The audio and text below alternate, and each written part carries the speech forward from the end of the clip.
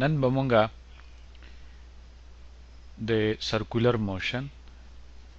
انګریزي کې ورته سرکولر موشن وایي یا په ګیڼه کې خوځښت ګیڼه یا دایره دا خوځښت د دې په دې باندې به بحث کوو نو زموږ په ژوند کې داسې ډېرې پیښې دي چې په هغې کې دا خوځښت مونږ لیدلی دی لکه سپوږمۍ د ځمکې نه تاویږي یا غویی په ګاڼۍ باندې تاویږي نو دا د یو داسې خوځښت دی چې په ګیڼه کې کېږي نو مونږ چې په تیر ویډیو کې کوم څیزونه زده کړي دي هغه به دلته په کار راولو نو لومبی چې کوم خوځښت په ګیڼه کې مونږ ګورو هغې ته وایي یونیفارم سرکولر موشن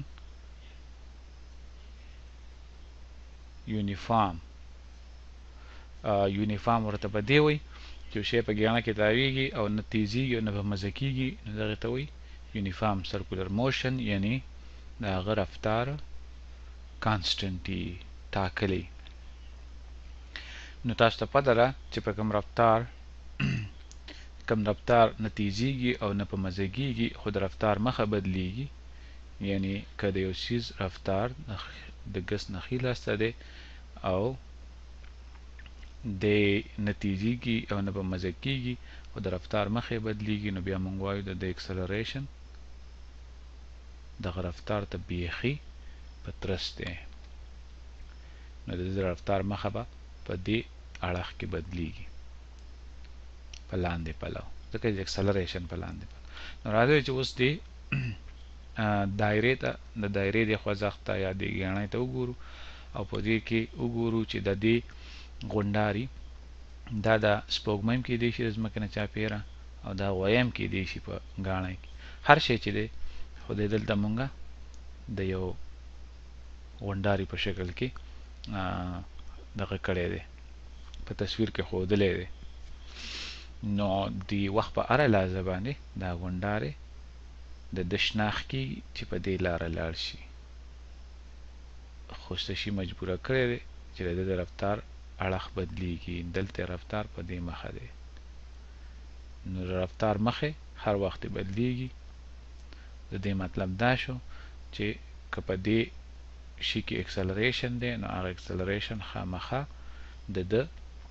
د رفتار ته پرپینډیکولر دی یا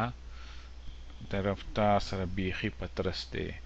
نو دا شنه غشي چې تاسو دلته ګورئ دا د اکسلریشن دی نو موږ وایو دا رفتار چې دی د وخت په هره لحظه باندې دا دغه لارې ته چې کومه لاره باندې دی روان دی دغې ته ټینجنټ دی او دغه چې کوم دی اکسلریشن هغه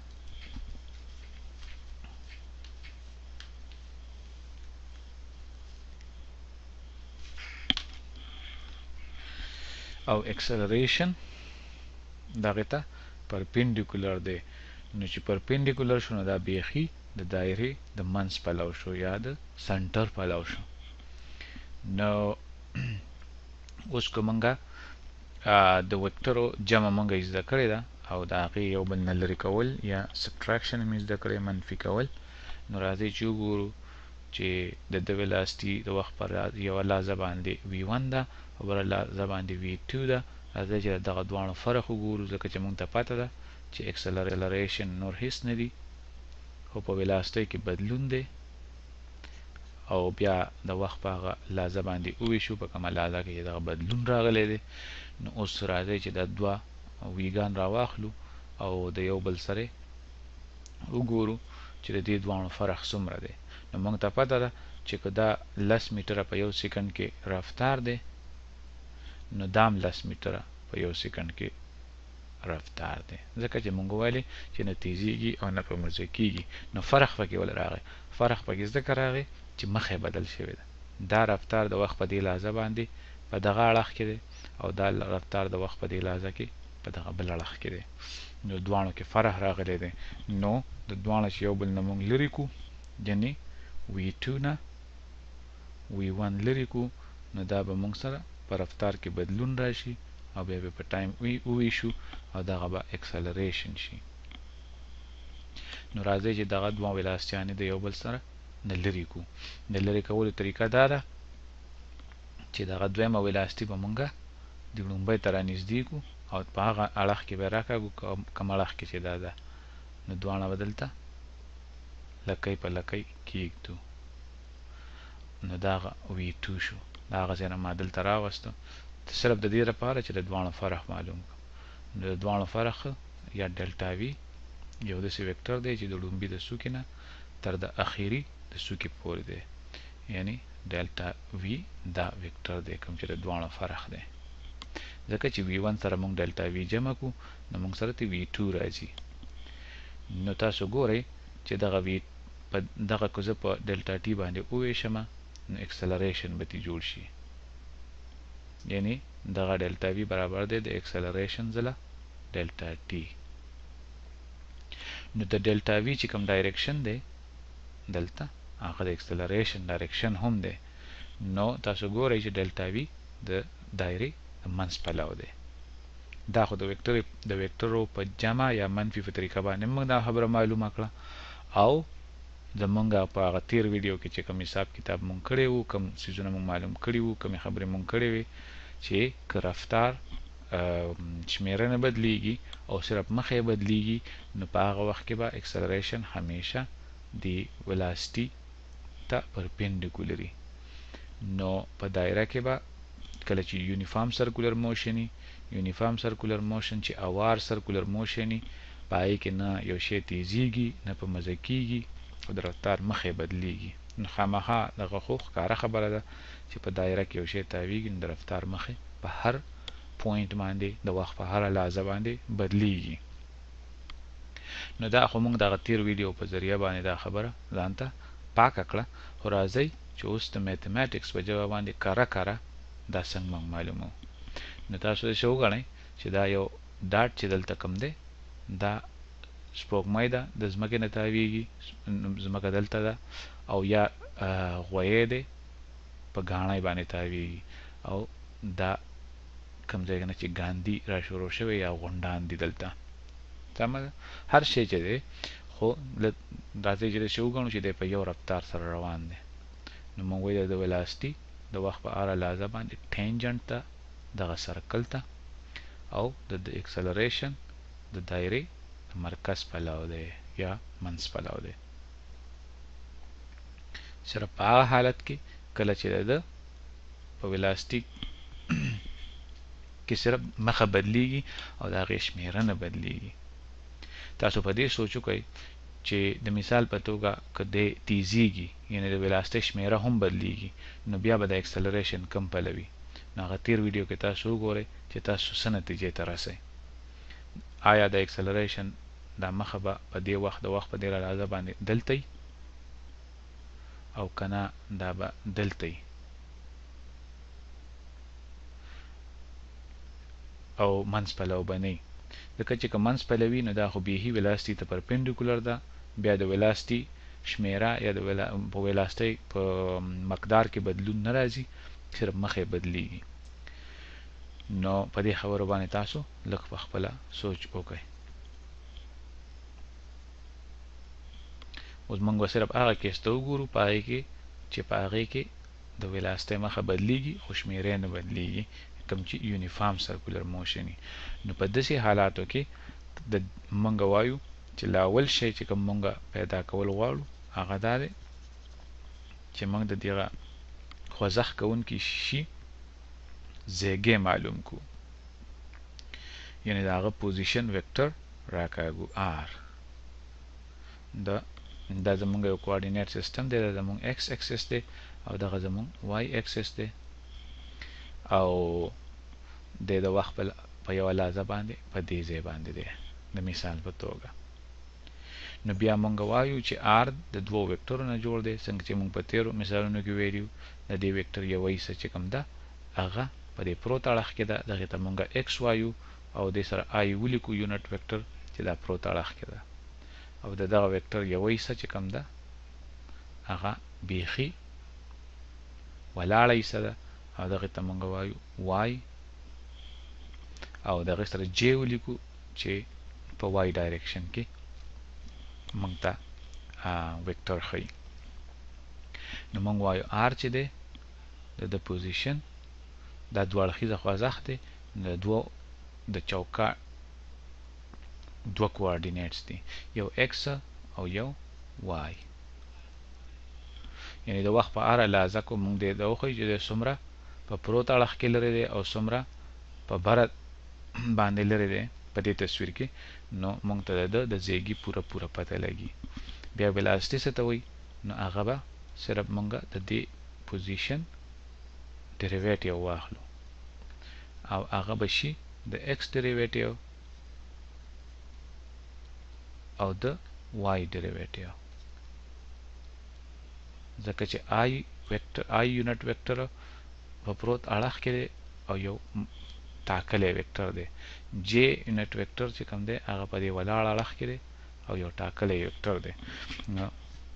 هغه د وخت سره نه بدلیږي، نو ځکه موږ ډیریویټیو نه بهر ساتو. بیا چې اکسلریشن معلومو نو بیا به دغه ویلاسټي دوباره ډیریویټیو واخلو یا به د آر دوه ځله ډیریویټیو واخلو. د آر دوه ځله ډیریویټیو داسې دی لکه چې موږ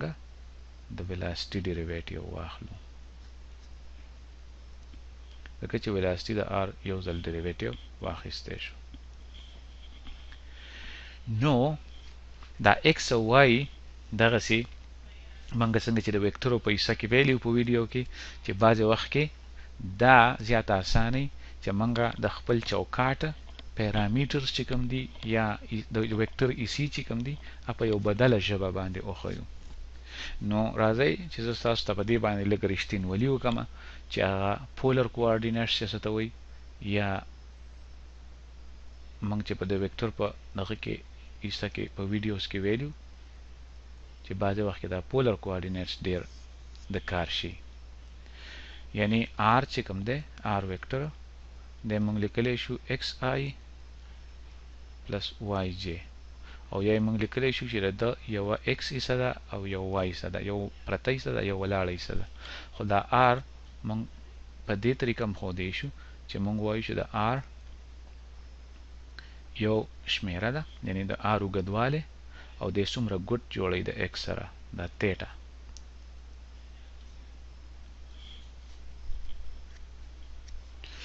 نو د دې نیو ګوټي درې ګوټي کوم ته چې رایټ انګل ټراینګل وي د دې په ذریعه باندې موږ دا ګورو چې دا ایکس کوارډینیټ چې دی دا موږ د دې دایرې د رداس د ریډیس کوم چې د دې ویکټر شمیره ده او د کوساین د دغه ګوټ کوساین چې واخلو د دې په ذریعه لیکلی شو، او وای کوارډینیټ موږ د دغه آر او ساین د دغه ګوټ چې واخلو نو د دې په ذریعه لیکلی شو، څنګه چې موږ د ویکټرو په حصه کې په ویډیوز کې دا خبرې کړې وي. هلته موږ دا ویلو چې یو ویکټري ا د هغه دوه حصې موږ کولی شو، یو بیخي پرته او یو بیخي ولاړه حصه، او کله کله یې داسې هم لیکو چې د یو پرته حصه د ا ایکس او د یو ولاړه حصه د ا وای، او کله کله دا ویکټر موږ په خپله د ده شمیره راواخلو ا، یعنې دی څومره اوږد دی هغه مقدار راواخلو او دی څومره ګوټ جوړوي د ایکس سره. په دواړو طریقو دا ویکټر موږ بیانولی شو، او بیا دا دواړه بیانونه یو بل پورې تړلي دي. یعنې ا ایکس چې کوم دی هغه د ا د شمیرې او د دغه ګوټ د کوساین برابر دی، او ای وای چې کوم دی دا د دغه ویکټر د شمیرې او د دغه ګوټ د ساین برابر دی. نو دا خبرې موږ کړې وي، او دا ویکټر په خپله چې دی نو دا د ای ایکس د سکویر او د ای وای د سکویر او د هغې د سکویر روټ برابر دی. نو کو ویکټر موږ په دې طریقه بیانو او که په دې طریقې بیانو دا یوه خبره ده. دواړه دوه د کتنې اندازونه دي یو شي ته، ویکټر هماغه ویکټر دی په دوو طریقو ورته ګورو. نو د دې وجې به موږ دغه خپل آر ویکټر چې کوم دی دا xi plus yj دا به مونږه د r او د تیټا په بڼه ولیکو. نو مونږ وایو ځکه چې دا به مونږ ته اسانتیا پیدا کړي. د هغې وجه دا ده چې که ستاسو خیالي نو په دایره وایي داسې شي ته، ګېڼه وایي داسې شي ته، غونډه منډه دایره چې په هغې کې دا ریډیس نه بدلیږي. دا یعنې زمونږ د زیږي دا ویکټر چې دی د شمیره نه بدلیږي. نو دا یو ښه ده چې مونږ په خپل حساب کتاب کې وساتو. او بل چې دا سیس خوځښت کوي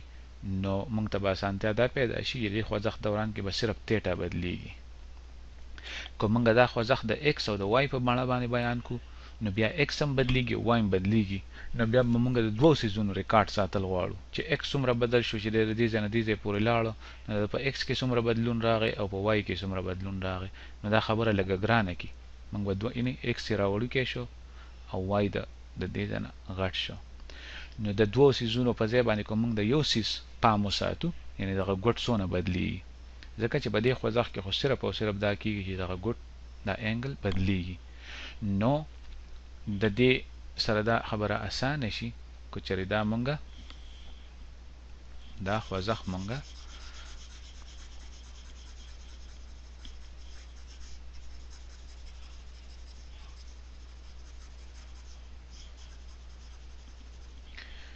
د دې سره دا خبره اسانه شي که چېرې دا د زیږي دا ویکټر چې دی دا مونږه xi plus yj په ځای باندې ولیکو r cosine theta او r sin theta j. همدا x او y د r او theta په بڼه ولیکو. نو اوس په دې بیان کې صرف تیټا بدلیږي. د دې مطلب دا دی چې کله مونږ ویلاسټي معلومو نو هغه د r ډیریویټیو دی. مونږ ته پته ده چې د r چې دی کوم چې د دې ویکټر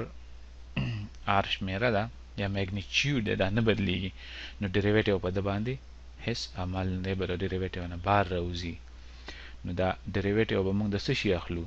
صرف د دغه تیټا ډیریویټیو به واخلو. خو صرف تیټا نه ده، په هغې باندې سپریشن شوی کوساین تیټا، نو د غونډ شي ډیریویټیو به واخلو. آی یونټ ویکټر نه بدلیږي د دې خوځښت په دوران کې همیشه د ګس نه ښي لاس ته دی، نو دغه به د ډیریویټیو نه بار وباسو. نو ډیریویټیو صرف په دغسې باندې عمل کوي. په دغه دویم کې ایکسپریشن کې بیا موږ سره آر نه بدلیږي، نه به بار وباسو او ډیریویټیو به په ساین تیټا باندې عمل وکړي او جې خو یو ټاکلی ویکټر دی چې د برې نه په ښکته دی، نو په هغې ډیریویټیو نه به بار وځي. نو اوس د دې مطلب دا شو چې موږ د کوساین تیټا ډیریویټیو واخلو، د ساین تیټا ډیریویټیو واخلو، نو موږ د آر ډیریویټیو پوره شو. او چې د آر ډیریویټیو موږ واغستو نو دا ویلاسټي شوه. سمه ده؟ نو راځئ چې دغه ډیریویټیو واخلو. نو د دې مطلب دا شو دلته به د ځای پیدا کړو چې موږ ته دا خپل ایکسپریشن ښکاري. نو د کوساین تیټا ډیریویټیو راځئ چې واخلو डी باي D T داسې موږ په انګریزي کې وایو اف کوساین تیټا. د کوساین تیټا ډیریویټیو را چې واخلو. تاسو ته پته ده چې د کوساین ډیریویټیو همیشه منفي سایني، خو دا ډیریویټیو مونږه د ټایم په حساب اخلو او دا تیټا خو ټایم نه دی. نو بیا دې ته وایي چین رول په میتھمیټکس کې چې کله دغسې یو شی چې هغه په ټایم باندې ډیپینډ کوي، یعنې ټایم سره تیټا د ټایم سره بدلیږي، نو دې ته بیا انر فنکشن وایي یا دننه چې کوم فنکشن دی په کوساین کې هغه مونږ بار راوباسو او د هغه دوباره ډیریویټیو واخلو.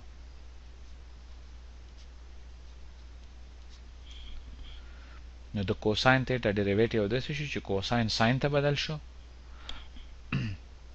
د هماغه تیټا سره،